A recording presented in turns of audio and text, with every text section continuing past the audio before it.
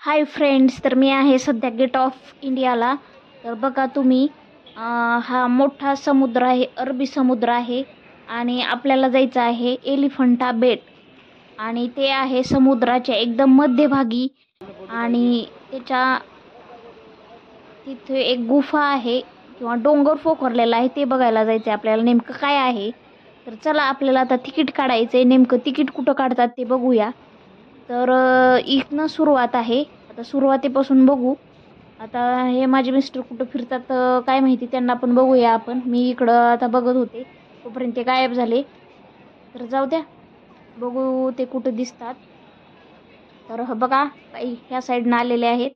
तर चला आपण आता जाऊया तिकडं. तिकडं पण तिकीट काढतात, ते कुठं जाण्याचे काढतात ते बघूया. तर बघा, हे लोक किती अफाट संख्या आहे समुद्र बघण्यासाठी आणि फोटो काढण्यासाठी. आम्ही कधी याच्या अगोदर पण आलात, पण एवढीच गर्दी प्रत्येक वर्षी, एवढीच गर्दी असते गेट ऑफ इंडियाला. तर बघा, हे चाललेत पुढे. चला, मी पण त्यांच्या पाठीमागं जाते, कारण चुकल कुठं असं तर होणार नाही. फोन आहेत आता, काय पहिल्यासारखे राहिलेले नाहीत दिवस. तर मला काय असं विशेष वाटत नाही, जसं मी पुण्यात फिरते असं सेम वाटायले.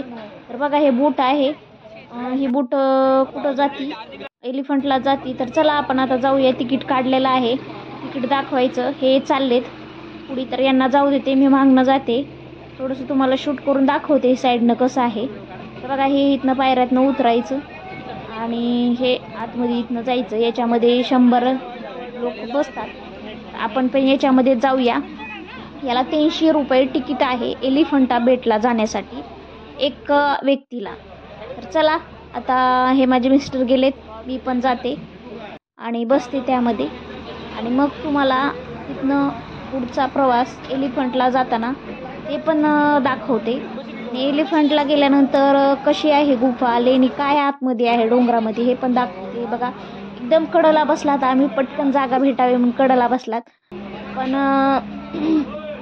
कडला बसलं तरी असं बसून शूट एवढं नीट व्यवस्थित करता येत नाही. तर आता चला, आपण पण उभा राहूया कुठल्या तरी साईडला बघून.